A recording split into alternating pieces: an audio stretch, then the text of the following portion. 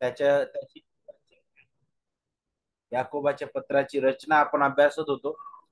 आणि तो इतका व्यवहारिक भाग आहे आणि इतका अद्भुत तो भाग आहे की मला असं वाटलं की आपण तो पूर्णपणे योग्य रीतीने समजून घ्यावा. आणि म्हणूनच काल प्रयत्न केला पूर्ण करण्याचा, पण मी ते पूर्ण करू शकलो नाही. पण आज आपण याकोबाचं जे पत्र आहे त्याचा जो पुढचा भाग आहे, विशेष करून तो आपण आजच्या या क्लासमध्ये आपण थोडक्यात अभ्यासणार आहोत. आपण त्यावर मनन करणार आहोत. विशेष करून आपण काल काही महत्वाच्या ज्या गोष्टी आहेत त्या आपण पाहिल्या होत्या. पहिली बाब तर आपण शिकलो होतो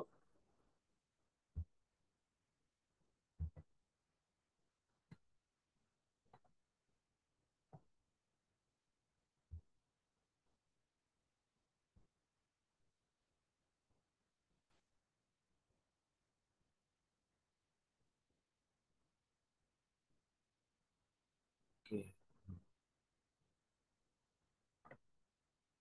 तर कशा प्रकारे याकूब अभिवादन करतो त्याबद्दल आपण शिकलो. त्यानंतर पूर्ण आउटलाईन आपण पाहिली होती की हे जे पुस्तक आहे, हे जे पत्र आहे, हे याला ज्ञानाचं साहित्य म्हटलेलं आहे. आणि आपल्याला नीतीसूत्रेप्रमाणे जणू काय आपल्या जीवनासाठी जी जी सूत्र आहे ते आपल्याला जणू काय हे पुस्तक जे आहे, पत्र जे आहे ते पुरवतं. आणि मग काल आपण कशा प्रकारे ज्ञान संपादन करणं, नाही का, जे आपल्याला आपल्या विविध येणाऱ्या त्या परीक्षेमध्ये सुद्धा आनंद कसं देतं आणि त्यासाठी आपण कसं देवाकडे मागायला पाहिजे त्याबद्दल आपण शिकलो. त्यानंतर जे जे स्वर्गीय ज्ञान आहे, जे वरील ज्ञान आहे, ते ज्ञान आज्ञाधारकता मागतं, नाही का, आणि आपल्याला आज्ञाधारक बनवतं खऱ्या रीतीने. त्याबद्दल पण आपण शिकलो की हा जो विश्वास आपल्याला लाभलेला आहे तो विश्वास एकटा नाही, तर तो कृतिशील, नाही का, विश्वास आहे. आणि त्यानंतर आज विशेष करून आपण पुढील भाग आहे आणि तो म्हणजे काय, ज्ञान आणि शांतता, नाही का. आणि मग त्याबद्दल आपण काही महत्वाचे जे ज्या ज्या गोष्टी आहेत ज्या याकोब शिकवू इच्छित आहे त्या आपण इथून पाहणार आहोत. आणि विशेष करून आपण कृतीबद्दल आपण शिकलो की आपण आचरण करणार असलं पाहिजे, फक्त ऐकणार असू नये.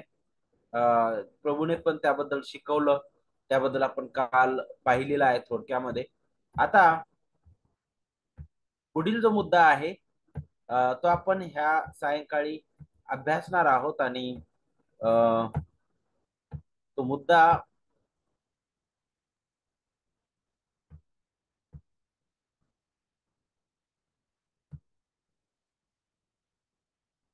म्हणजे ज्यावेळेस कृतीबद्दल आपण विचार करतो, नाही का, तर कृतीमध्ये हा एक भाग येतो. कारण अ, याकूब जो आहे फारच व्यवहारिक रीतीने अनेक महत्वाचे मुद्दे तो हाताळत होता. जे त्या त्या जे पांगलेले लोक होते 12 वंशातील विविध भागामध्ये त्यांच्यामध्ये दिसून आलेले आहेत. आणि मग त्यामध्ये एकतर ते वेगवेगळ्या समस्यांना तोंड देत होते. त्यानंतर आपल्याला पाहायला भेटतं की त्यांच्यामध्ये पक्षभेद किंवा त्यांच्यामध्ये मतभेद होत होते.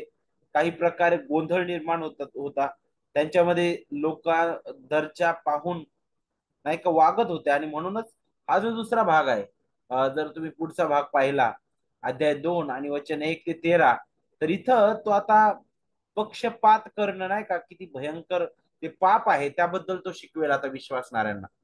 कारण ही ज्या प्रकारे त्या पहिल्या शतकातील समस्या होती, त्याच प्रकारे तितकीच जागृत आणि तितकीच ताजी समस्या आज देखील आपल्याला पाहायला भेटते. आणि नक्कीच याकोबाचं पत्र आजही तितक्याच प्रमाणात आपल्या जीवनासाठी लागू आहे. आणि म्हणूनच अध्याय 2 वचन 1 ते 13 ज्यावेळेस आपण पाहतो, तर तिथं आपल्याला अनेक महत्वाचे मुद्दे याकोब जो आहे तो हाताळताना दिसतो. आता अध्याय 2 वचन 1 म्हणतो, माझ्या बंधूंनो, गौरवशाली प्रभू म्हणजे आपला प्रभू येशू ख्रिस्त त्याच्यावर विश्वास ठेवणारे तुम्ही तोंड पाहून वागू नका. आणि सुरुवातच या पत्राची कशी झाली बघा. तो म्हणतो की तोंड पाहून वागू नका. काय चालू होतं तिथं, त्या लोकांमध्ये काय चालू होतं? तर त्या ठिकाणी लोक जे होते मंडळीतले, ते लोक तोंड पाहून वागायचे. म्हणजे काय, की त्या लोकांचा दर्जा काय आहे, हा व्यक्ती त्या व्यक्तीपेक्षा किती सन्मानित आहे, आणि हा किती श्रीमंत आहे, आणि हा किती मोठा आहे, नाही का? त्या आधारे ते मूल्यमापन करत होते. आणि त्यामुळं ते त्या व्यक्तीला प्रथम प्राधान्य द्यायचे, आणि मग गरिबांकडे ते दुर्लक्ष करत होते. आणि यामुळं ते काय करत होते माहितीये का, की जो नागरी नियम आहे, पवित्र शास्त्रानुसार जो नागरी नियम आहे, आणि विशेष करून देवाने जे दिलेलं नियमशास्त्र, त्यातील सुद्धा आज्ञा ते मोडत होते. आणि याकोब म्हणतो की तुम्ही त्याकडे आपलं लक्ष देणं गरजेचं आहे, त्याकडे लक्ष देणं गरजेचं आहे. म्हणूनच तो अध्याय 2 आणि वचन 8 मध्ये पुढे जाऊन काय म्हणतो बघा, तथापि तू आपल्यासारखी आपल्या शेजाऱ्यावर प्रीती कर, ह्या शास्त्रलेखातील राजमान्य नियम तुम्ही पूर्णपणे पाळत आहात तर ते बरे करता म्हणे. काय होत आहे म्हणे, तुम्ही अशा प्रकारे जी वागणूक देता, तुम्ही जी तोंड पाहून वागता, त्याचा परिणाम काय होतो म्हणे, की तुम्ही नियमशास्त्राची जी दुसरी महान आज्ञा जी प्रभूने आपल्याला सांगितलेली आहे, जी पहिल्यासारखीच आहे, ती म्हणजे काय, तू एकतर देवावर पूर्ण मनाने, पूर्ण अंतःकरणाने, पूर्ण जीवाने प्रीती करतोस, ही महान ही ती सगळ्यात महान आज्ञा आहे. पूर्ण नियमशास्त्राबद्दल आपल्याला तिथं शिकायला भेटत आहे. आणि त्याच्यासारखी दुसरी म्हणजे काय, की तू आपल्यावर जशी स्वतःवर जशी प्रीती करतोस, तशी आपल्या शेजाऱ्यावर प्रीती कर. आणि तो म्हणतो ही एक राजमान्य अशी असा नियम आहे, ते नियम आहे. आणि विशेष करून आपल्याला पाहायला भेटतं की तुम्ही अशा वागणुकीद्वारे तुम्ही हा नियम मोडत आहात म्हणे देवाचा. आणि हे योग्य नाहीये, हे योग्य नाहीये मंडळीमध्ये. पावलाचं बोलण्याचा हा अर्थ आहे. तुम्ही गरिबांकडे दुर्लक्ष करता आणि श्रीमंतांना प्राधान्य देता. याद्वारे तुम्ही काय करत आहात, की आपल्या शेजाऱ्यावर प्रेम करण्यामध्ये तुम्ही अपयशी होतात. आणि याद्वारे तुम्ही तो जो नागरी नियम आहे, विशेष करून जणू काय तो मोडत आहे. आणि जणू काय तो जो नियम आहे, महत्वाचा तो नियम आहे, तो तुम्ही मोडत आहात. आणि त्यामुळं तुमच्यामध्ये पक्षपाताचं पाप घडत आहे. आणि जर तुम्हाला हे पक्षपाताचं पाप टाळायचं आहे, तर तुम्हाला हा नियम पालन करावं लागेल. जर तुम्ही देवावर प्रीती करता, तर तुम्ही आपल्या बांधवावरही प्रीती कराल. तुम्ही तोंड पाहून कधीच वागणार नाही.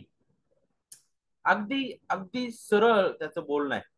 आणि मग आपल्याला पाहायला भेटतं की ह्याच प्रकारची जी शिकवण आहे, ती प्रभू येशू ख्रिस्ताने पण दिलेली आहे. जर तुम्ही लूक वर्तमान जर 16वा अध्याय वाचला, लूक 16 जर तुम्ही काढलं, तर तिथं तुम्हाला तशाच प्रकारची शिकवण ज्याबद्दल प्रभू येशू ख्रिस्त बोलताना दिसत आहे. एकतर आपल्याला पाहायला भेटतं की अन्यायी जो कारभारी होता, त्याच्याबद्दलचा जो दाखला आहे, तो तिथे सांगत आहे. कारण कारण काय बरं, कारण तिथं जे जे शास्त्री आणि परुषी होते, ते कशा प्रकारे तोंड देखल्या आपल्याला पाहायला भेटतं, तोंड पाहून ते वागणारे होते. पण इथं ज्यावेळेस आपण पाहतो की तो कशा प्रकारे त्या स्त्रीकडे दुर्लक्ष करताना दिसतो, पण शेवटी नंतर तिचं तो ऐकतो. आणि विशेष करून आपल्याला पाहायला भेटतं, जो अन्याय कारभारी सॉरी त्याच्याबद्दल आपण शिकत असताना काय सांगितले बघा, मग त्याने शिष्यांनाही म्हटले, एक श्रीमंत मनुष्य होता व त्याचा एक कारभारी होता, त्याच्यावर हा तुमची संपत्ती उडवतो असा त्याच्या जवळ आरोप करण्यात आला. तेव्हा त्याने त्याला बोलावून म्हटले, तुझ्याविषयी मी हे काय ऐकतो, तो आपल्या कारभाराचा हिशोब दे, कारण यापुढे तुला कारभार पाहायचा नाही. मग कारभाराने आपल्या मनात म्हटले, माझा धनी माझ्यापासून कारभार काढून घेणार आहे, तर मी आता काय करू? खणण्याची मला शक्ती नाही, भीक मागण्याची लाज वाटते, तर कारभारावरून काढल्यावर लोकांनी मला आपल्या घरात घ्यावे, म्हणून मी काय करावे आता मला सुचले. मग त्याने आपल्या धन्याच्या प्रत्येक देणेकऱ्यास बोलावले आणि पहिल्याला म्हटले, माझ्या धन्याचे तुला किती देणे आहे? तो म्हणाला, 100 मन तेल. त्याने त्याला म्हटले, हा तुझा रोखा घे आणि लवकर बसून ह्यावर 50 मान. आणि मग अशा प्रकारे तो हा जो दाखला आहे प्रभू सांगत आहे की त्याने केलेलं जे शहाणपण आहे कसं होतं नाही का, अद्भुत रीतीने. आणि मग पुढे आपण ज्यावेळेस येतो, तर पुढे आणखी अं, एक गोष्ट प्रभू येशू ख्रिस्त याच उतार्याला धरून बोलत आहे. तो आपल्याला वचन 14 मध्ये पाहायला भेटतो. धन लोभी परुषी हे सर्व ऐकत होते म्हणे आणि त्याला हसत होते. त्याने त्यांना म्हटलं, तुम्ही स्वतःला लोकांपुढे नीतिमान म्हणून घेणारे आहात, परंतु देव तुमचे अंतःकरणे ओळखतो, कारण माणसांना जे उच्च वाटते ते देवाच्या दृष्टीने ओंगळ आहे. बरोबर. तर ज्या प्रकारे त्यांची वागणूक होती ती वागणूक त्याने खोडून काढली. आणि आणखी एक दाखला त्याने त्यांना दिलेला आहे, आणि तो म्हणजे काय, की श्रीमंत व्यक्ती आणि दरिद्री लाजराचा. की तो म्हणे की पहा, एक श्रीमंत व्यक्ती होता, जो जो फार थाटामाटाने राहणारा होता. त्याच्या दरवाजाजवळ फोडांनी भरलेला लाजर नावाचा एक दरिद्री माणूस त्याला टाकण्यात यायचा, तो तिथं होता. आणि त्याचं जे उष्ट पडेल त्याच्यावर तो आपलं पोट भरावं अशी इच्छा तो बाळगणारा होता. आणि त्याच्याकडे हा श्रीमंत व्यक्ती कसा पाहायचा म्हणजे नाही का, किती खालच्या नजरेने, आणि कोणत्याही प्रकारे त्याच्याबद्दलची त्याला कळवळा नव्हता. पण मग शेवटी दोघही मरतात. आणि मग दरिद्री लाजर जो होता त्या श्रीमंताच्या समोर वाढणारा राहणारा, तो आपल्याला पाहायला भेटतं की त्या अब्रामाच्या उराशी तो बसलेला असतो. आणि हा जो श्रीमंत आहे तो आपल्याला पाहायला भेटतो की त्या यातनेच्या ठिकाणी जातो. आणि मग यातून काय शिकवत होता प्रभू? हे शिकवत आहे जे शास्त्र याकूब शिकवू इच्छित होता. आणि याकूब अध्याय 2 मध्ये त्याच प्रकारे बोलत आहे की देव जो आहे तो अशा प्रकारे पक्षपात करत नाही. कोण गरीब, कोण श्रीमंत, कोण लहान, कोण मोठा, कोण स्त्री, कोण पुरुष. कारण देवाने निवडलेल्या त्या निवडीमध्ये त्याने कोणत्याही प्रकारे तोंड देखले हे कार्य केलेलं नाही. ती निवड कोणत्याही प्रकारे आपल्या कोणत्याही कृत्यांवर, आपल्या कोणत्याही प्रयत्नांवर, किंवा आपल्या कोणत्या दिसण्यावर, कौशल्यावर, कशावरच ते अवलंबून नव्हती. त्याने आपल्यावर कृपा केली. त्याच्या स्व इच्छेने त्याने आपल्याला निवडलं ख्रिस्ताठाई. त्याचे लेकर आपल्याला केलेले आहे, त्याच्या राज्याचे वारस केलेले आहे. आणि मग तिथं मात्र तो तो हा भेदच करत नाही. तर विशेष करून खरं जर आपण पाहिलं, तर देवाच्या दृष्टीने आणि देवासमोर सर्वच जण आपण दरिद्री होतो नाही का, आत्मिक रीतीने आणि सर्व रीतीने आपण कधीच त्याच्या समोर उभे राहण्यास पात्र नव्हतो.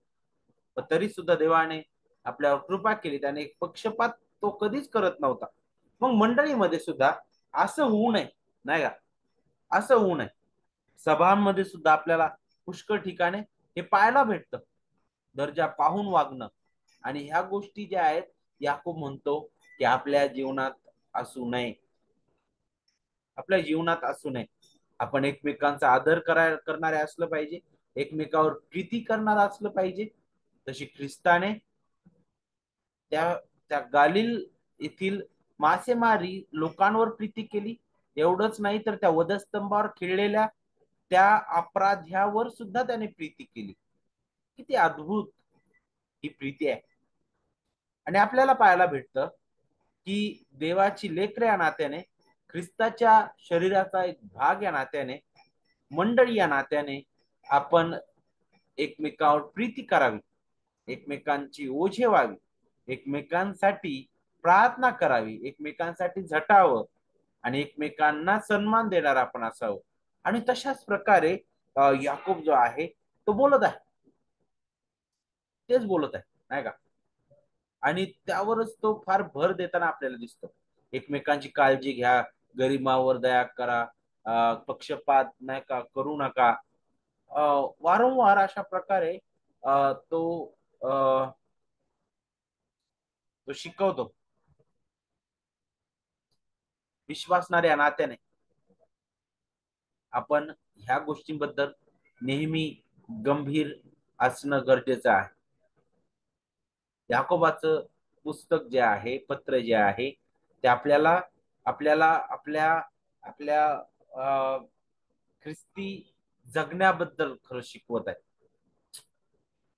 ख्रिस्ती विश्वासाबद्दल आपण ऐकतो, परंतु तो विश्वास आपल्या जगण्यात कसा तो आपण त्याचं लागूकरण आपल्या जीवनामध्ये आपण करतो, त्याबद्दल आपल्याला इथे शिकायला भेटतं नाही का.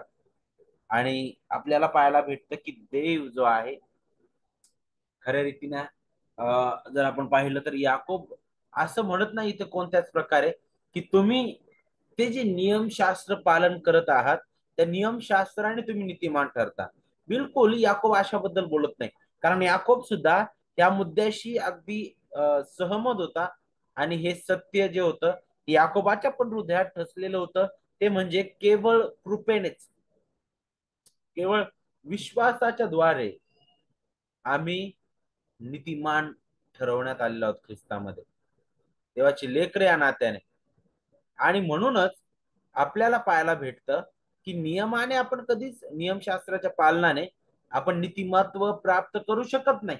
पण आपल्याला हे पाहायला भेटतं की देवाचं नियमशास्त्र जे आहे ते आपल्या सम समजूतदारपणाचा किंवा आपलं जे शहाणपण आहे किंवा सुज्ञता आहे त्याचा तो स्रोत आहे. खरं तर आम्ही कसं जगलं पाहिजे, आम्हाला काय करायला पाहिजे, त्यासाठी आपल्याला नियमशास्त्र एक मार्गदर्शकाप्रमाणे आहे. आणि म्हणूनच आपण जणू काय जुन्या कराच्या काळात जगतो असे समजून नियमांचे पालन करत नाही. पण आपण नेहमी काय करतो, ख्रिस्ताच्या आणि नवीन कराच्या शिकवणीच्या प्रकाशामध्ये देवाचा नियम जो आहे तो आपण लागू करतो नाही का. आणि विशेष करून आपण तारणासाठी ख्रिस्तावर विश्वास ठेवलेला आहे. बरोबर. आणि तेच आपल्याला पाहायला भेटतं की देवा प्रति आम्ही कृतज्ञ आहोत. कृतज्ञ आहोत हे कुठून समजतं की जिथं आम्ही त्याच्या नियमांचं पालन करतो, आज्ञा पालन करणं त्याबद्दल आपल्याला पाहायला भेटतं. आणि अद्भुत आहे ना, याकोब सुद्धा त्याबद्दल बोलतो. स्तोत्र 19 आणि वचन 7 मध्ये पहा, परमेश्वराचं नियमशास्त्र परिपूर्ण आहे, ते मनाचं पुनरुज्जीवन करतं. परमेश्वराचा निर्बंध विश्वसनीय आहे, तो भोळ्यांना समंजस करतो. भोळ्यांना समंजस करतो म्हटलेला आहे. योग्य काय अयोग्य काय याची जाणीव आपल्याला कळते. पाऊल म्हणतो की मला पापाची जाणीव नियमशास्त्रा वाचून कुठेच झाली नसती. कारण नियमशास्त्राद्वारेच मला कळालं की खून करू नको, खून करणं हे पाप आहे. बरोबर. परंतु नियमशास्त्र परिपूर्ण नीतिमत्वाची मागणी करतं, जे नीतिमत्व माझ्याकडे नाही. आणि म्हणूनच ते वारंवार मला नमवतं. नियमशास्त्र मला देवाचं पावित्र्य प्रगट करतं. नियमशास्त्र मला माझी दयनीय अवस्था नेहमी दाखवित. नियमशास्त्र मला नेहमी मी कसं जगायला पाहिजे नाही का त्याची आठवण करून देतं. आणि नक्कीच आता ख्रिस्तामध्ये आम्ही तारल्या गेलेलो एक विश्वासणाऱ्या नात्याने तेच नियमशास्त्र आपल्याला आता कृतज्ञतेने आज्ञा पालनाची सुद्धा मागणी करतं. आणि ते आज्ञापालन आपल्या तारणदायी विश्वासातून प्रवाहित होणार आहे. बरोबर. तर याकूब अशा प्रकारे लिंक लावत आहे. आणि याकूब पुढे बोलत आहे, तो कोणत्याही प्रकारे कर्माद्वारे तारण बिलकुल नाही तो बोलत, त्याबद्दल तो बोलत नाही. पुढे याकोब अध्याय 2 आणि वचन 14 मध्ये याकोबाने हा प्रश्न विचारला, पहा, माझ्या बंधून माझ्या ठाई विश्वास आहे असे कोणी म्हणत असून तो क्रिया करत नाही तर त्यापासून काय लाभ. तो विश्वास त्याला तारण्यास समर्थ आहे काय. आता हाच मुद्दा तो हाताळत असताना मुद्दा काय बरं, की त्या ठिकाणी पक्षपात होत होता. आणि खऱ्या रीतीने ख्रिस्ती म्हणवणारे ख्रिस्ती विश्वासणाऱ्यांमध्ये हा दर्जा पाहून वागणं चालू होतं. आणि ह्या सर्व गोष्टी, एकतर छळ चालू आहे, त्यामुळं हे हा हा पक्षपात चालू आहे, त्यामुळं जणू काय जे गरीब लोक आहेत त्यांच्यावर अन्याय होत आहे. त्यामुळं त्यामुळं जी सहभागिता आहे, ख्रिस्ताची जी खरी सहभागिता आहे, त्यामध्ये खंड पडायला लागला. त्यामध्ये कुठंतरी काय म्हणू शकतो आपण की एक अ, अ, गोंधळ निर्माण होत होता. आणि म्हणूनच याकोबाचा हा मुद्दा आहे की जर तुम्हाला तारणदायी विश्वास लाभलेला आहे, तर तो विश्वास जो आहे तो क्रियाविना नाहीये, तो मृत नाहीये. आणि म्हणूनच त्याचा जो बोलण्याचा इथं जो स्वर आहे, आणि तो ज्या प्रकारे प्रश्नाने इथं बोलत आहे, तो म्हणतो की कोणी असं म्हणतो की माझ्या ठाई विश्वास आहे, असं कोणी म्हणत असून तो क्रिया करत नाही म्हणे, तर त्यापासून काय लाभ आहे म्हणे. विश्वास त्याला तारण्यास समर्थ आहे का? याचा अर्थ काय बरं? याचा अर्थ काय? याचं उत्तर जर आपण पाहिलं तर अगदी स्पष्ट रीतीने याकोब जो आहे, नाही, नक्कीच, जर एखादा म्हणतोय की माझ्याकडे विश्वास आहे, आणि आणि जर त्याच्या त्याच्या कृतीतून ते दिसून येत नाही, तर तो म्हणतो की फार मोठा प्रश्न आहे की तो विश्वास खरंच ज्याच्याबद्दल तो बोलत आहे, तो विश्वास तारणदायी आहे का? कारण याकोब इथं असं म्हणत नाही की जो विश्वास तू म्हणत आहे तो विश्वासच नाही. तो म्हणतो आहे विश्वास आहे, पण दोन प्रकारचे विश्वास आहे तो म्हणतो. एक फक्त विश्वास आहे, आणि दुसरा म्हणजे तारणदायी विश्वास. आणि तो म्हणतो की कदाचित हा जो विश्वास आहे हा तुझा भ्रम असावा, किंवा ही तुला काहीतरी नाही का, तुला कशाची तरी माहिती आहे त्याबद्दल ते असावं, नाही का? आणि मग हेच लक्षात घेऊन याकोब जो आहे, पुढे अध्याय जर तुम्ही 2 आणि पुढे जर आपण आणखी गेलो, तर तो विश्वासाबद्दल आणखी महत्वाच्या गोष्टी तो बोलतो. आणि ते म्हणजे काय? तो म्हणतो की तू जर विश्वास ठेवतो म्हणे, हा बरोबर आहे, तू ठेवतोच म्हणे, भूते पण तसा विश्वास ठेवतात म्हणे, नाही का? भूतांचा विश्वास आणि तारणदायी विश्वास यामध्ये फार फरक आहे. बरोबर आहे की नाही? कारण काय चालू होतं त्या ठिकाणी, ते आपल्याला याकोबाच्या पत्रामध्ये पुढे आणखी शिकायला भेटल. जिथं तो स्पष्टपणे वचन 14 मध्ये तो काय म्हणताय बघा, वचन 14 मध्ये, माझ्या बंधून माझ्या ठाई विश्वास आहे, असे कोणी म्हणत असून तो क्रिया करत नाही, तर त्यापासून काय लाभ? तो विश्वास त्याला तारण्यास समर्थ आहे काय? भाऊ किंवा बहीण ही उघडे आहेत, त्यांना रोजच्या अन्नाची वाण आहे, आणि तुमच्यामधील कोणी त्यांना म्हणतो सुखाने जा, ऊब घ्या व तृप्त व्हा, पण त्यांच्या शरीराला पाहिजे ती त्यांना देत नाही, तर त्यापासून काय लाभ? याप्रमाणे विश्वासाबरोबर जर क्रिया नाहीत, तर तो जात्या निर्जीव आहे. कोणी म्हणेल तुझ्या ठाई विश्वास आहे आणि मला क्रिया आहेत, क्रिया वाचून तू आपला विश्वास मला दाखव आणि मी आपला विश्वास माझ्या क्रियांनी तुला दाखवितो. तो म्हणतो असे नाही, दोन्ही पण नाही होऊ शकणार म्हणे. मी क्रियांनी फक्त विश्वास नाही दाखवू शकणार, किंवा विश्वासाने तो म्हणतो की मी माझी जी क्रिया आहे दाखवू शकणार नाही. तो म्हणतो की हा जो विश्वास आहे ख्रिस्ताचा, हा जो तारणदायी विश्वास आहे, तो कृतिशील आहे. आणि म्हणूनच पुढे जाऊन तो आणखी युक्तिवाद करतो. तो म्हणतो वचन 19 मध्ये, एकच देव आहे असा विश्वास तू धरतोस काय? ते बरे करतोच म्हणे, तेही तसाच विश्वास धरतात व थर थर कापतात म्हणे. सैतान सुद्धा विश्वास ठेवतो देवाबद्दलच्या सत्य गोष्टींवर. यस, देव आहे, एकच जिवंत खरा देव आहे, यावर सैतानाचा पण विश्वास आहे. पण तो त्याला काही लाभदायक आहे का? नाही. आणि मग नंतर तो अब्रामाचं उदाहरण घेतो, नाही का? आणि मग तो काय म्हणतो वचन 21 मध्ये, आपला बाप अब्राम त्याने आपला पुत्र इसाक ह्याला यज्ञवेदीवर अर्पण केले, ह्यात तो क्रियांनी नीतिमान ठरला नव्हता काय? काय आहे इथं बोलणं याकोबाचं? याकोब इथं अं, अं, पौलाला विरोध करत आहे का? कारण पाऊल तर म्हणतो अब्राम जो आहे तो विश्वासाने नीतिमान ठरवण्यात आलेला आहे. उत्पत्तीमध्ये सुद्धा सांगितलंय की तो विश्वासाने नीतिमान ठरवण्यात आलेला आहे. मग इथं असं का म्हटलं की तो क्रियांनी नीतिमान ठरला? हे कसं शक्य आहे? हे कसं आपण म्हणू शकतो क्रियांनी नीतिमान ठरला? याचा अर्थ काय आहे हे आपल्याला योग्य रीतीने समजून घेणं गरजेचं आहे. आपण इथं गल्लत करू नये, आपण इथं चुकी करू शकतो कदाचित. अरे नाही, मग बरोबर आहे, विश्वासासोबत आपल्याला आपल्याला सुद्धा स्वतःची क्रिया करावं लागेल, म्हणजे विश्वास प्लस आमची क्रिया, आणि मग आम्हाला नीतिमत्व मिळेल.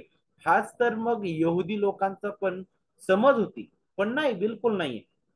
याकोब काय म्हणता इथं की हे जे नीतिमत्व आहे, ही जी कृती आहे, हे नीतिमत्व, जे नीतिमत्वाचं कार्य त्या तारंदाई विश्वासाच्या द्वारे आपल्या हृदयात लागू करण्यात आलेलं आहे, तेच अब्रामाच्या आज्ञापालनाद्वारे बाह्य रीतीने त्याने प्रगट केलं. आणि म्हणूनच त्याला सुद्धा नीतिमान ठरणं असं म्हटलेलं आहे. बाह्य नीतिमत्व असं म्हटलं जातं. आणि म्हणून तो पुढे जाऊन म्हणतो की आत्म्या वाचून जसं शरीर निर्जीव आहे म्हणे, नाही का, तसा विश्वासही क्रिया वाचून निर्जीव आहे. याकोबाच्या मते योग्य विश्वास असणं फक्त पुरेसं नाही. जो विश्वास आज्ञाधारकपणामध्ये स्वतःला प्रगट करत नाही, तो मृत आहे. तो खरा तारंदाई विश्वास नाहीये, हे आपण समजून घेणं गरजेचं आहे. कारण तारंदाई विश्वास हा आपल्याला नेहमी आज्ञाधारकतेकडे घेऊन जातो. कारण ज्यांना खरा तारंदाई विश्वास लाभलेला आहे, त्यांच्या जीवनामध्ये आमूलाग्र बदल आपल्याला पाहायला भेटतो. जसं आपण काल थेसलोनिका येथील मंडळीबद्दल शिकलो होतो, आहे का? किती मंडळी, कशी किती लवकर देवाने तिचं जीवन बदलल्यानंतर सर्वत्र तिचं वर्तमान पसरलं म्हणे तिच्या विश्वासाचं. कारण त्यांचं जगणंच बदललं. अरे जो पाऊल अगोदर मंडळीचा छळ करणारा होता, तो आता मंडळीसाठी छळ सहन करत आहे. किती बदल आहे हा, किती विरोधाभास आहे, किती वेगळं पण आहे यामध्ये. तर तेच तीच बदल आणि तीच तीच कृती आपल्याला ह्या तारंदाई विश्वासातून वाहताना दिसते. आणि हे जे काही आपल्या बाहेर पडतं कृतीद्वारे, तो म्हणतो की कृतज्ञताचं हे फळ आहे. हे कृतज्ञतेचं एक जणू काय हे कृतज्ञतेचं अर्पण आहे, जे आपण देवाला अर्पितो. आपण त्याच्या आपल्याला आपलं स्थान देवाच्या कुठंतरी जवळ इतरांपेक्षा प्रस्थापित करण्यासाठी आपण हे करत नाही, तर देवाच्या कृपेने जे आम्हाला तारण लाभलेलं आहे, तो तारणदायी विश्वास आमच्या हृदयात उत्पन्न करण्यात आलेला आहे. त्याच्या सुवार्तेने देवाचा आत्मा आमच्या हृदयात राहतो, आणि तोच आम्हाला आमच्या जीवनामध्ये ही जी फळं आहेत, नाही का, विश्वासाची ही जी फळं आहेत, ती तो उत्पन्न करतो. आणि ती फळं आपल्या कृतीतून दिसायला लागतात. आपल्या कृतीतून दिसायला लागतात. मग त्यामध्ये विश्वासूपणा, चांगुलपण, त्यामध्ये आनंद आहे, शांती आहे, इंद्रिय दमन आहे, सहनशीलता आहे, नाही का? तर मग ही फळच आपल्याला ज्यावेळेस मंडळीमध्ये दिसू लागतात, ती फळं आपलं आज्ञाधारकपणा, आपला जो आज्ञाधारकपणा आहे, त्या फळांद्वारे काय म्हणतो, फुलला जातो. आणि तशाच प्रकारे याकोब बोलत आहे पुढे. आता आणखी येऊन पुढचा जो मुद्दा आहे याकोब हाताळत आहे, तो आपल्याला अध्याय 3 मध्ये आपल्याला पाहायला भेटतो. आणि तो म्हणजे काय बरं? आता याकोब महत्वाचा मुद्दा हाताळत आहे. एक तर पक्षपात होता, तिथे होत होता त्या लोकांमध्ये, त्यामुळे पुष्कळ गोंधळ होता. त्यासोबतच आपल्याला पाहायला भेटतं आणखी आणखी अशा अनेक समस्या होता, ज्या त्या मंडळीमध्ये आपल्याला पाहायला भेटतं की भयंकर अशांतता निर्माण करणाऱ्या होत्या. आणि म्हणूनच आता याकोब जो आहे तो म्हणतो की आपण ह्याशा ज्ञानासाठी देवाकडे मागावं, जे ज्ञान आपल्याला ती खरी शांती आपल्या जीवनात ते उत्पन्न करणारा आहे. आणि त्याच बद्दल तो आपल्याला अध्याय 1 ते अध्याय 4 मध्ये तो आपल्याला सांगल. आणि विशेष करून जर तुम्ही अध्याय 4 आणि वचन 1 जर वाचलं, अध्याय 4 आणि वचन 1 पहा, जिथे सांगितलंय की तुमच्या मध्ये लढाया व भांडणे कशातून उत्पन्न होतात? तुमच्या अवयवात ज्या वासना लढाई करतात त्यातून की नाही म्हणे. काय चालू होतं, काय समस्या आहे? ज्या वासना उत्पन्न होतात म्हणे तुमच्यामध्ये, त्यामुळं तुमच्यामध्ये भांडणं आहे म्हणे, लढाई आहे, त्यातूनच ते उत्पन्न होतात म्हटलेलं आहे. बरोबर. आणि त्याबद्दलच तो पुढे बोलतो नाही का. जरी वचन आपल्याला पाहायला भेटतं की या विभागाच्या अगदी मधोमध आहे, तरी सुद्धा आपल्याला पाहायला भेटतं की वेगवेगळ्या प्रकारे हा संपूर्ण विभाग जो आहे तो ह्या प्रश्नाशी संबंधित आहे नाही का. आणि विशेष करून पाऊल ज्यावेळेस शांतीबद्दल बोलत आहे, तर शांतीबद्दल बोलत असताना तीन मुख्य मुद्दे तो स्पष्ट करत आहे. जर तुम्हाला मंडळीमध्ये जर शांती पाहिजे, तर ह्या तीन गोष्टींची तुम्हाला काळजी घ्यावी लागेल. त्या तीन गोष्टींकडे तुम्हाला लक्ष द्यावं लागेल. या तीन गोष्टींबद्दल तुम्हाला गंभीर राहावं लागणार आहे. मग हे तीन मुद्दे किंवा हे तीन महत्वाच्या गोष्टी किंवा या तीन महत्वाचे सत्य काय आहे, ज्याकडे आपण लक्ष द्यावं, जे आपल्या मंडळांमध्ये शांती निर्माण करण्यासाठी फार कारणीभूत ठरणार आहे. आणि मग तो सुरुवात करतो. आणि सुरुवात करत असताना सगळ्यात पहिलं तो जातो जिभेकडे. आणि मग तो जिभेचं उदाहरण घेतो. आणि तो भाग आपल्याला अध्याय 3 वचन 1 ते 12 मध्ये पाहायला भेटतो. तो जिभेबद्दल बोलतो नाही का. विशेष करून तुम्ही जर 3 आपलं 4 5 जर तुम्ही पाहिलं, तर तिथं तो काही उदाहरण देत आहे. आणि पहिलं उदाहरण तो घोड्यांचं देतो बघा. तो म्हणतो, त्याच्या अगोदर तो काय म्हणतो वचन 1 मध्ये, माझ्या बंधूंनो तुम्ही पुष्कळ जण शिक्षक होऊ नका म्हणे, कारण आपल्याला अधिक दंड होईल हे तुम्हाला माहित आहे. म्हणजे त्या मंडळीमध्ये प्रत्येक जण शिकवायला पाहत होता आपल्या आपल्या परीनं. ओके. दुसरी बाब आपल्याला पाहायला भेटतं, जर तुम्ही संदर्भ पाहिला, तर ज्यावेळेस याकोब जिभेबद्दल बोलत आहे, याचा अर्थ तिथं अनेक असे लोक होते जे मनाला वाटेल तशा प्रकारे बोलायचे, लोकांचं मन दुखवायचे आणि भयंकर संघर्ष निर्माण होत होता त्यामुळं. म्हणूनच वचन 2 मध्ये तो म्हणतो, कारण आपण सगळेच पुष्कळ चुका करतो, कोणी जर बोलण्यात चुकत नाही तर तो मनुष्य पूर्ण होय म्हणे. तो सर्व शरीरही कयात ठेवण्यास समर्थ आहे. पण आता पुढे जातो तो आपल्याला पाहायला भेटतं, तो सगळ्यात पहिलं घोड्याचं उदाहरण देतो. आणि तो म्हणतो की घोडा आपल्या कयात राहावे घोड्याने, म्हणून आपण त्याच्या तोंडात लगाम घालतो म्हणे. आता तू लगाम अगदी छोटस ते दोर आहे, ते त्याच्या तोंडात बांधलं जातं नाही का. आणि हा इतका घोडा नाही का, घोडा अगदी त्या पराक्रमाचं प्रतीक आहे. त्याची ताकदी समोर मनुष्य टिकाव धरू शकणार नाही, इतका तो ताकदवान आहे. आणि त्याला जर ताब्यात ठेवायचे तर तो लगामच ताब्यात ठेवलं जातं नाही का. त्या लगामामुळं पूर्ण घोडा जो आहे तो कुठेही फिरू शकतो, व्यक्ती कुठेही फिरू शकतो म्हणे. इतका ताकद त्या छोट्या त्या दोरामध्ये आहे. जर ते दोर त्याच्या नाकातून त्याच्या तोंडातून जर बांधलं, जर ते लगाम घातला, तर तो पूर्ण घोडा तुमच्या त्या एका हाताच्या इशाऱ्यावर नाचेल. आणि मग पुढे आणखी एक उदाहरण तो देतो, आणि ते म्हणजे तारवाचं उदाहरण, जहाजाचं उदाहरण. जिथं तो म्हणतो की इतकी मोठी तारव किंवा इतकं मोठं जहाज तुम्ही पाहता, त्या जहाजाबद्दल जर तुम्ही पाहिलं, तर ती जी जहाज आहे म्हणे एवढी मोठी असतात वचन 4 मध्ये, प्रचंड वाराने लोटली जात असता, तरी सुकानदाराची इच्छा असते तिकडे ती अगदी लहानशा सुकानूने फिरवली जातात.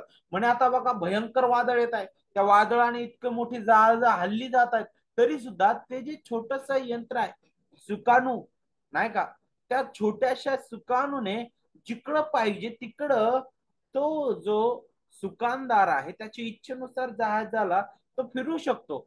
तशीच तशीच मग उदाहरण देऊन तो याचं रूपक वापरतो, किंवा याचं उदाहरण घेऊन तो म्हणतो की तशी जीभ हा लहानसा अवयव असून मोठ्या गोष्टींची हुशारकी मारते म्हटलेला आहे. पुढे तो जिभेबद्दल बोलत आहे, किती भयंकर आहे नाही का. जीभही लहानसा अवयव असून मोठ्या गोष्टींची खुशारकी मारते. पहा लहानशी आग केवढ्या मोठ्या रानाला पेटवते. मला एक गोष्ट आठवते माझ्या लहानपणीची. मी लहान असताना आपल्याला माहित आहे की गावाकड पुष्कळदा ऊस तोडणी झाल्यानंतर त्याचं जे त्याचे जे वाळलेले पाते नाही का ते गोळा करून ठेवायचे. तसंच एका ठिकाणी आमच्या एका बाजूला अ, खूप मोठा असा ढिगार लावलेला होता आणि एक छोटीशी काडी मी सहज पेटवली. अगदी छोटीशी काडी आणि त्या ढिगारावर मी टाकली. भयंकर आग लागली आणि ती आग विझवताना पूर्ण नाकेनव आले आणि मग त्यानंतर मी लहान होतो. मग तुम्ही समजलंच असेल की काय घडलं असेल माझ्यासोबत. भयंकर. मी घाबरलेलो होतो आणि मग माझ्या माग मग माझे आई वडील लागले मस्त. कारण कारण मी इतकं मोठा ढिगारा पेटवला होता नाही का. तशाच प्रकारे ती छोटीशी काडी होती आणि इतकं मोठं ढिगार पेटवलं गेलं जे नियंत्रणाच्या बाहेर गेलं. तशाच प्रकारे आपल्या शरीरातील हा दिसणारा जो छोटा अवयव आहे जीभ तो आहे. तो इतका छोटा दिसणार आहे तर तो केवढ्या मोठ्या रानाला पेटवतो म्हणे. आणि पुढं काय म्हटलंय बघा. वचन 6 मध्ये म्हटलंय जीभ ही आग आहे ते अनितीचं भुवन आहे. आपल्या अवयवात सर्व शरीर अमंगळ करणारा अवयव जीव आहे. ती सृष्टीचे चक्र पेटवणारे नरकाने पेटवलेली अशी आहे जीव. फार भयंकर तिच्या क्षमतेबद्दल वाईट क्षमतेबद्दल याकोब जो आहे तो चेतावणी देत आहे.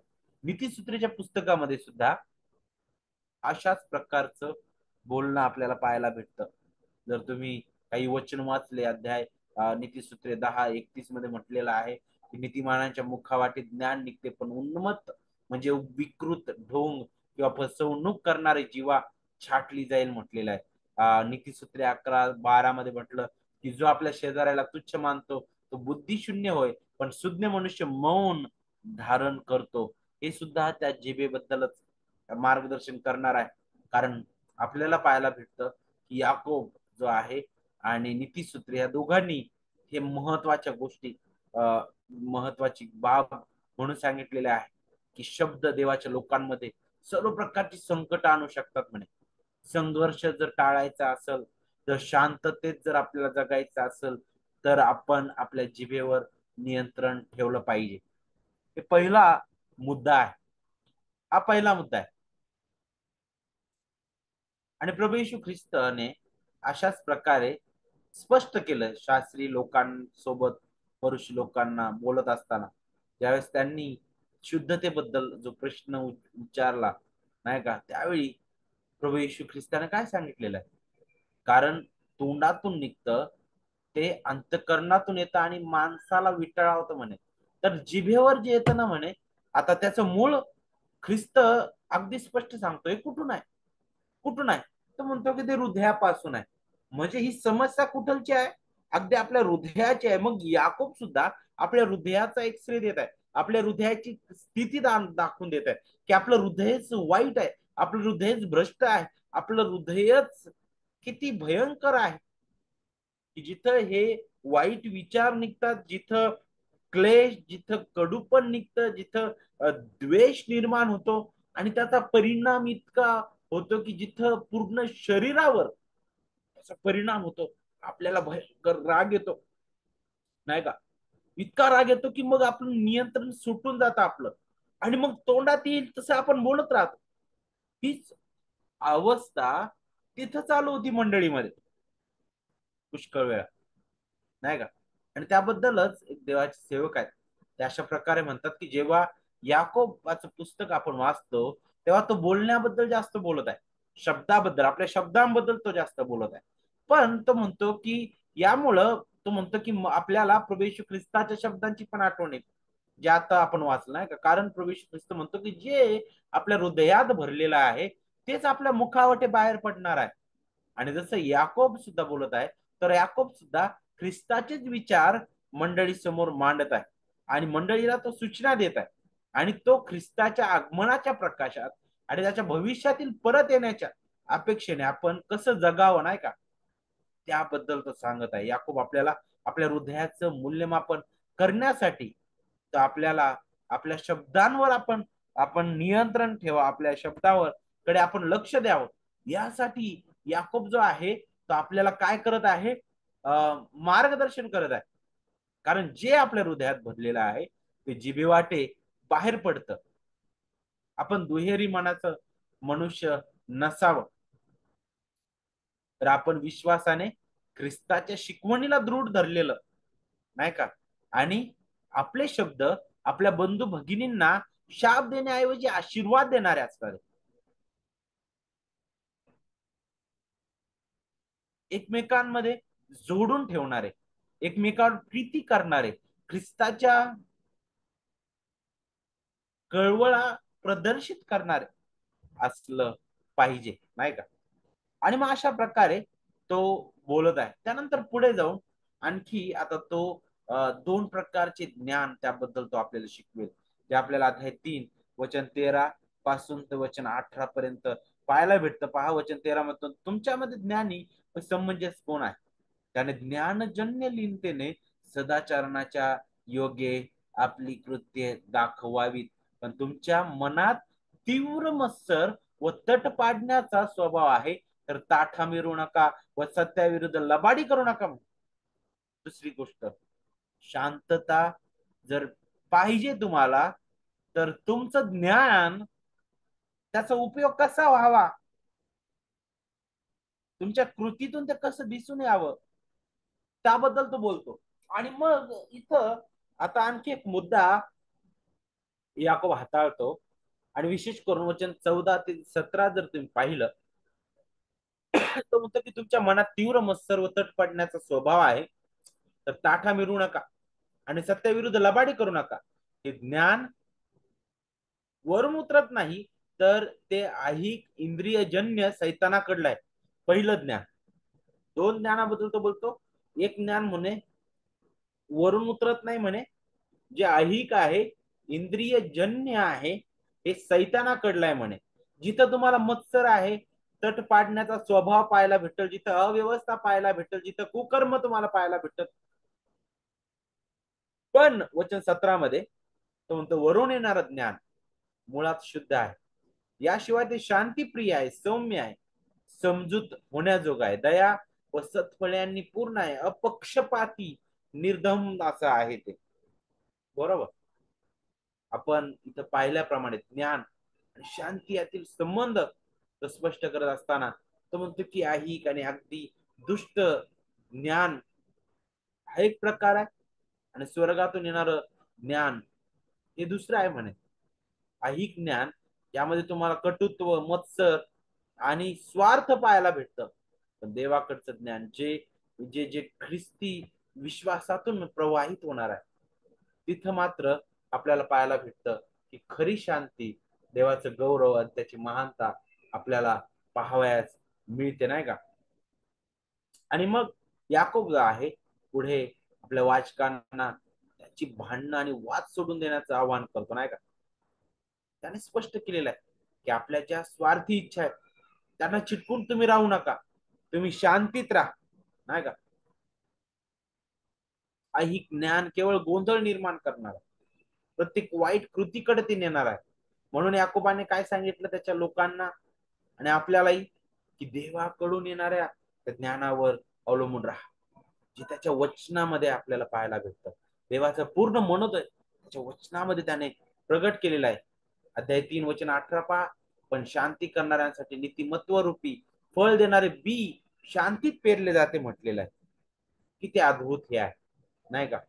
आणि मग त्याबद्दल तो म्हणतो की हे असं ज्ञान आहे जे आपल्याला शांती प्रस्थापित करणार आहे. त्यानंतर पुढे आंतरिक संघर्षाबद्दल तो आठवण करून देतो. 3री बाब अध्याय 4 आणि वचन 1 ते 12 मध्ये, जिथं याकोबाने आता भांडणाचं जे मूळ आहे त्याबद्दल सांगितलेलं आहे. कुठं आहे बरं ते मूळ? स्वार्थी इच्छा आणि चुकीचे हेतू आणि आपल्यातील जो असंतोष असतो, नाही का, त्यामुळे ह्या गोष्टी होतात. का बरं मंडळीमध्ये फूट पडली जाते? का मंडळीमध्ये भांडण होतं? का मंडळीमध्ये गोंधळ निर्माण होतो? का मंडळीमध्ये मतभेद निर्माण होतात? त्याचं त्याचं मूळ कुठं आहे? स्वार्थी इच्छा, चुकीचे हेतू आणि असंतोष. आणि याकोबाच्या दृष्टिकोनातून त्याच्या श्रोत्यांमधील वाईट इच्छांमुळे ख्रिस्ती विश्वासणाऱ्यांमध्ये मोठं नुकसान झालेलं आहे. त्यांच्या इच्छांवर त्यांचं राज्य होतं आणि यामुळं ते भांडत होते, लोभ करत होते, एकमेकांना नष्ट करण्याचा ते प्रयत्न करत होते, एकमेकांच्या विरुद्ध वागत होते आणि त्यामुळे शांतता कुठेही तिथं दिसत नाही. आणि म्हणूनच कठोरपणे याकोब पुढे बोलत आहे, कठोरपणे तो बोलत आहे. याकोब अध्याय 4 आणि वचन 7 ते 10 मध्ये, म्हणून देवाच्या अधीन व्हा आणि सैतानाला अडवा, म्हणजे तो तुमच्यापासून पळून जाईल म्हणे. हे सैतानाचं कार्य आहे, कारण सैतानाचं सगळ्यात मोठं हत्यार तेच आहे. काय? फूट पाडणं, ख्रिस्ताचं ऐक्य विस्कळीत करण्यासाठी, ख्रिस्ताच्या शरीराला डाग पोहोचवण्यासाठी तो पाहिजे ते प्रयत्न करतो, नाही का? आणि म्हणून तो म्हणतो की देवाच्याच अधीन होणं गरजेचं आहे. सैतानाला अडवा म्हणे, तो तुमच्यापासून पळून जाईल. देवाजवळ या, म्हणजे तो तुमच्या जवळ येईल. अहो पापी जन हो, हात निर्मळ करा. अहो द्विबुद्धीच्या लोकांनो, आपले अंतकरणे शुद्ध करा. कष्टी व्हा, शोक करा, रडा, तुमच्या हसण्याचा शोक हो आणि तुमच्या आनंदाचा विषाद हो. प्रभू समोर नम्र व्हा, म्हणजे तो तुम्हाला उंच करेल. काय म्हणत आहे याकूब? आपल्या कृत्यांबद्दल पश्चाताप करा, देवाकडे वळा, कारण हे अयोग्य आहे मंडळीमध्ये वर्तन. त्याबद्दल तो बोलतो किती स्पष्टपणे. हे सर्व मुद्दे तो हाताळत आहे. देवा पुढे नम्रपणे लीन झाल्यानेच तुमची भांडणं आणि तुमची वाद संपतील म्हणे, आणि तुम्ही एकमेकांसोबत तुम्ही शांतीने राहू शकाल. तर हे 3 मुद्दे तो अशा प्रकारे हाताळत आहे. त्यानंतर पुढचा आणखी एक महत्वाचा मुद्दा तो हाताळतो, तो म्हणजे काय? ज्ञान आणि भविष्य. आता आणखी एक समस्या या मंडळीची होती, ती म्हणजे काय? भविष्याबद्दलची. आणि त्या भविष्याबद्दल आता याकोब जो आहे तो ज्ञान आणि भविष्य कशा प्रकारे त्याचं काय म्हणू शकतो आपण, तो ऐक्य साधत आहे, ते आपण पाहूया. आता योजना करणं, तर योजना करण्याबद्दल बोलत असताना काही वचन जे आहेत अशा प्रकारे दर्शवतात, पण त्यातून आपल्याला पाहायला भेटतं की याकोबाचे जे श्रोतेगण आहेत, काही लोक जे आहेत, ते भविष्याबद्दल नाही का, ते इतके इतके गंभीर होते, स्वतःचं भविष्य ठरवण्याचा ते प्रयत्न करत होते. त्यांनी त्यांनी त्यांनी स्वतःचं जे लक्ष आहे केवळ संपत्ती जमा करण्यावर केंद्रित केलेलं होतं. आणि त्यांच्यासाठी प्रथम प्राधान्य केवळ संपत्ती जमा करणं एवढंच काय मर्यादित झालेलं होतं. आणि आम्ही काय करणार आहोत, आम्ही कुठे जाणार आहोत, याबद्दल ते बढाई मारत होते. आणि याला उत्तर म्हणून याकोबानं काय केलं, त्यांना आठवण करून दिली की अरे तुमचं जीवन क्षणभंगुर आहे. तुमच्या भविष्यात काय ठेवलेलं आहे याबद्दल तुम्हाला काय माहिती. आणि त्याबद्दलच याकोब आता त्यांना स्पष्ट करतो. अध्याय 4 वचन 15 मध्ये म्हणतो, असे न म्हणता प्रभूची इच्छा असेल तर आपण जगू आणि अमुक अमुक करू असे म्हणा म्हणे. आता तुम्ही गर्विष्ठ आहात म्हणे, म्हणून फुशारकी मारता. अशी सर्व प्रकारची फुशारकी वाईट आहे म्हणे. फक्त देवच भविष्यावर नियंत्रण ठेवतो, नाही का? जे सुज्ञ आहेत ते हे मान्य करणारे आहेत, नाही का? कारण देव भविष्यावर आपल्या नियंत्रण करणारा आहे. याकोबाने ज्ञान आणि भविष्याकडे किंचित वेगळ्या पद्धतीने लक्ष दिलेलं आहे. जर तुम्ही अध्याय 5 आणि वचन 1 ते 6 वाचलं तर तिथं तो आता न्याय निवाड्याबद्दल बोलतो. तो पहा वचन 1 मध्ये, आहो धनवानांनो, जे क्लेश तुम्हाला होणार आहेत त्याविषयी रडू नका करा. तुमचे धन नासले आहे आणि तुमच्या वस्त्रांना कसर लागले आहे. तुमचे सोने व तुमचे रुपे यावर जंग चढला आहे. त्यांचा तो जंग तुमच्या विरुद्ध साक्ष होईल आणि तो अग्निप्रमाणे तुमचा देह खाईल. शेवटल्या दिवसासाठी तुम्ही धन साठवले आहे. पहा, ज्या कामकऱ्यांनी तुमची शेते कापली त्यांची तुम्ही अड अडकवून ठेवलेली मजुरी ओरडत आहे आणि कापणी करणाऱ्यांचा आक्रोश सेनाधीश परमेश्वराच्या कानी गेलाय. काय घडत आहे इथं? श्रीमंती पाप आहे याबद्दल अशा प्रकारे याकूब बोलतो की नाही, बिलकुल नाही. किंवा सेव्हिंग करणं नाही का, भविष्यासाठी साठवून ठेवणं लेकरा बाळांसाठी हे पाप आहे असं बोलत आहे की याकूब? बिलकुल नाही. कारण नीतीसूत्रेच्या पुस्तकामध्ये की मला असं वाटतं उपदेशक की नीतीसूत्रेमध्ये कुठं त्या वचनामध्ये देवाच्या कुठंतरी असं सांगितलेलं आहे की म्हणे सुज्ञ व्यक्ती जो आहे तो आपल्या पडित काळासाठी काय करतो, जमा करून ठेवतो म्हणे आपल्या लोकांसाठी. आणि त्याबद्दल तो बोलतो, नाही का. तर सेव्हिंग करणं किंवा आपण काय म्हणू शकतो, साठवणूक करणं, पैशां पैशांची जमा करणं, भविष्यासाठी साठवून ठेवणं, हे पाप नाहीये. मग पाप काय काय घडत होतं तिथं? तर तिथं आपल्याला हे शिकायला भेटत आहे की त्या ठिकाणी दुर्बळांवर अन्याय केला जातो.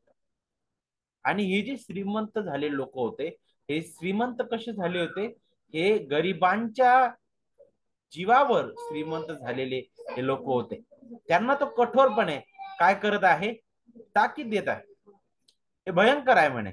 कारण वचन 3 मध्ये अध्याय 5 म्हणतो की तुमचे सोने व तुमचे रुपये यावर जंग चढलाय, त्याचा तो जंग तुमच्या विरुद्ध साक्ष होईल आणि तो अग्निप्रमाणे तुमचा देह खाईल. शेवटल्या दिवसासाठी तुम्ही धन साठवले आहे म्हणे, नाही का. त्या प्रकारे बोललेला आहे. आणि हा जो परिच्छेद आहे तो अगदी हे स्पष्ट सांगत आहे की इतरांच्या जीवावर संपत्ती जमा केल्यानं कठोर न्याय निवाडा होईल म्हणे. अशा प्रकारे तो बोलत आहे. कशा प्रकारे हे घडत होतं? कारण असे काही लोक त्या ठिकाणी होते, असे काही धनी होते की जे मजुराची मजुरी देत नव्हते. तिथं गरीबाकडून ते काम कष्ट करून घ्यायचे आणि त्याचं योग्य मोल ते देत नव्हते. आणि त्यामुळं त्यांच्या खिशात त्यांचं जीवन जे आहे सुबत्तेने चालत होतं, परंतु तो गरीब जो कष्ट करत आहे त्याला त्याचं प्रतिफळ भेटत नाही. तो त्या स्थितीमध्ये राहत आहे, त्या स्थितीमध्ये त्याच वेदनेमध्ये तो राहत आहे. तोही विश्वासणार आहे आणि हा पण विश्वासणार आहे म्हणत आहे. आणि मग हा द्वारे ते त्याच्यावर अन्याय करत होते आणि यांची श्रीमंती मग त्याच्याद्वारे जणू काय झालेली आहे. आणि मग देव त्याबद्दल त्यांना झाडा विचारणार आहे, अशाच प्रकारे तो बोलत आहे. आणि म्हणूनच अनेक ठिकाणी तो उल्लेख करतो याकूब विशेष करून, म्हणून तो गरिबांना सुद्धा धन्य म्हणतो याकूब, नाही का, मुद्दाम. आणि ख्रिस्ताने सुद्धा श्रीमंतीचे तोटे नाही का त्याबद्दल सुद्धा बोललेला आहे की आपलं प्राधान्य काय आहे. कारण मुद्दा हा आहे की देवाने आम्हाला ज्या प्रकारे दिलेला आहे, देवाने आम्हाला ज्या प्रकारे उभं केलेलं आहे, त्या प्रत्येक गोष्टीचा आम्ही कसा उपयोग त्याच्या गौरवासाठी करतो, हे आपल्याला त्याबद्दल सुद्धा विचार करणं गरजेचं आहे. त्याबद्दल सुद्धा विचार करणं गरजेचं आहे. ते आपल्या कामगारांना योग्य मजुरी न देता त्यांची फसवणूक ते करत होते. आणि म्हणून तो म्हणतो की अरे चुकीचं आहे. संपत्ती देवाकडून मिळालेला तो एक आशीर्वाद आहे, आपल्याला पाहायला भेटतो भौतिक आशीर्वादांपासून नक्कीच. पण जे देवाने इच्छिलं तसं वापर त्याचा झाला पाहिजे, नाही का. फक्त मी त्याचा उपयोग स्वतःसाठी देवाच्या गौरवासाठी मी मुळीच नाही करू वाटत मला, नाही का. माझ्याकडे भरपूर आहे, परंतु मंडळीमध्ये मला गरजू दिसतो, तो वेगवेगळ्या प्रकारच्या समस्येने व्यापलेला दिसतो. परंतु मी त्याच्यासाठी फक्त म्हणेल की मी तुझ्यासाठी प्रार्थना करत आहे, पण माझ्याकडे 2 अंगरखे आहेत आणि त्यातील मी एक अंगरखा त्याला देत नाही. तशीच अवस्था ती आहे, नाही का. मग शेजाऱ्यावर मी कशी प्रीती करत आहे, मी कसं जगत आहे, देवाच्या गौरवासाठी मी कसं जगत आहे, याकूब असे हे मुद्दे इथं हाताळताना आपल्याला दिसत आहे. आणि मग पुढे अध्याय 5 वचन 7 ते 12 मध्ये आता भविष्यातील ज्या योजना आहे त्याची पूर्णता कशा प्रकारे आहे, संयमाने वाट पाहण्यामध्ये आहे. आणि त्याबद्दल तो अध्याय 5 वचन 7 ते 12 मध्ये पुढे बोलतो. तो म्हणतो, अहो बंधूजनो, प्रभूच्या आगमनापर्यंत धीर धरा. पहा, शेतकरी भूमीच्या मोलवान पिकाची वाट पाहत असतात, त्याला पहिला व शेवटला पाऊस मिळेपर्यंत त्याविषयी तो धीर धरतो म्हणे. आता याकोब अशा लोकांवर इथं टीका करत आहे, ज्यांनी देवाच्या ज्ञानावर अवलंबून न राहता योजना केली, नाही का? अशा लोकांना तो चेतावणी देत आहे. ते फक्त काय करत होते? फक्त संपत्ती साठवण्याच्या मागे लागले. दुसरीकडे गरिबांवर अन्याय ते करत आहेत. आणि याद्वारे त्यांनी देवाच्या ज्ञानाकडे दुर्लक्ष केलं. आणि त्यांनी जणू काय, याकोब म्हणतो की तुम्हाला देवाच्या न्यायाला सामोरे जावं लागणार आहे. आणि म्हणून या सगळ्या गोष्टी जर आपण पाहिल्या, तर या सगळ्या गोष्टीला एक अंत आहे. आणि त्याच्यासाठी संयमाने वाट पाहणं गरजेचं आहे. आणि म्हणूनच वचन 7 आणि 8 मध्ये तो म्हणतो की तुम्ही ही धीर धरा, आपले अंतःकरणे स्थिर करा, कारण प्रभूच्या आगमनाची वेळ आली आहे. प्रभूच्या आगमनाची वेळ आली आहे. आणि मग पुढे जाऊन आपल्याला पाहायला भेटतं की याकोब प्रार्थनेबद्दल बोलतो. प्रार्थनेबद्दल बोलतो याकोब त्याच्या श्रोत्यांना. अनेक समस्यांना सामोरं जाणं नक्कीच तुम्ही जाता.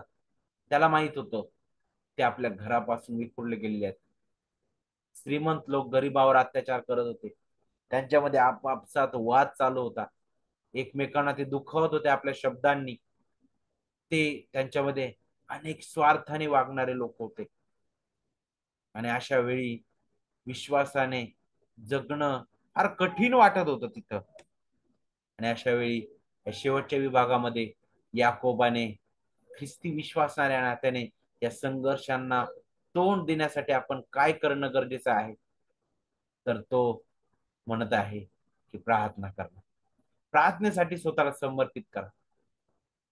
संकटाच्या काळात किंवा आनंदाच्या काळात, आजारात असताना, व्यवहार करताना, किंवा किंवा किंवा पापामुळे आलेल्या आपल्या जीवनामधील आजारपण किंवा परिणामाला तोंड देत असताना सुद्धा आपण एकच गोष्ट करू शकतो, आणि ती म्हणजे प्रार्थना. आणि त्याबद्दलच तो वचन अध्याय 5 वचन 13 आणि 14 मध्ये म्हणतो, तुमच्यापैकी कोणी दुःख भोगत आहे काय, त्याने प्रार्थना करावी. कुणी आनंदात आहे काय, त्याने स्तोत्रे गावीत. तुमच्यापैकी कोणी दुःखनाईत आहे काय, त्याने मंडळीच्या वडिलांना बोलवावं आणि त्यांनी प्रभूच्या नावाने त्याला तेल लावावे व त्याच्यावर ओनवून प्रार्थना करावी. आणि स्पष्टपणे याकोब जो आहे त्याच्या वाचकांना अगदी स्पष्ट रीतीने सांगत आहे की देवाजवळ आहे, देवाला शरण आहे. आणि वचन 16 मध्ये म्हणतो, तेव्हा तुम्ही निरोगी व्हावे म्हणून आपली पातके एकमेकांजवळ कबूल करून एकमेकांसाठी प्रार्थना करा. नीतिमानाची प्रार्थना कार्य करण्यात फार प्रबळ असते. काय आहे इथं पाहिलं ना, जर तुम्ही इथं विरोधाभास पाहिला याकोबाच्या बोलण्याचा, तर तुम्हाला समजून येईल. इथं वरती आपली पापे म्हटलेलं आहे आणि खाली नीतिमान म्हटलेलं आहे. ख्रिस्तामध्ये आम्ही नीतिमान ठरवण्यात आलेलो आहोत, बरोबर. देवाच्या कृपेने आम्ही नीतिमान ठरवण्यात आलेलो आहोत, हे आपण विसरू नये कधीच. परंतु इथं काय सांगितलेलं आहे की आपली पातके एकमेकांजवळ कबूल करून एकमेकांसाठी प्रार्थना करा. म्हणजे काय, निरोगी व्हावे. म्हणजे काही परिणाम जे आहेत ते आपल्या पापामुळे सुद्धा आपल्या जीवनावर येतात. साहजिकच आहे, आपल्याला माहित आहे असे असे काही पाप आहे ज्यामुळं आपल्या शरीराची हानी होते. ते भयंकर आहे. तो म्हणतो की देवा जवळ या, त्याबद्दल कबूल द्या, ते सोडून द्या, देवाकडे प्रार्थना करा, कारण ते अद्भुत आहे. देवाच्या हाती आपण पाडतो आणि मग आपल्याला शेवटचा उद्देश पाहायला भेटतो, जो आपल्याला वचन 19 आणि 20 तिथे म्हणतो, माझ्या बंधूंनो, तुमच्यामधील कोणी सत्यापासून बहकला आणि त्याला कोणी माघारी फिरवले, तर पापी माणसाला त्याच्या चुकलेल्या मार्गापासून तो फिरवतो, तो त्याचा जीव मरणापासून वाचविल आणि पापांची राज झाकील. हे ध्यानात ठेवा. किती अद्भुत आहे. कशा प्रकारे कृतीबद्दल तो बोलतो आणि एकमेकांची काळजी घेण्याबद्दल तो बोलतो. सत्यापासून दूर गेलेल्यांना परत आणण्याबद्दल तो बोलतो. तुमचं जीवन सुवार्थ केंद्रित, ख्रिस्त गौरवणारा असावं. देवाची लेकरं या नात्याने, बंधू भगिनी या नात्याने आपण आपल्या विश्वासाकडे लक्ष देणं गरजेचं आहे. आपल्याला दिलेल्या जबाबदाऱ्या आम्ही कशा पूर्ण करत आहोत, त्याकडे आपण लक्ष देणं गरजेचं आहे. प्रार्थना करूया. प्रभू, आम्ही तुझ्या नावाला धन्यवाद देतो. आज पुन्हा एक वार याकोबाच्या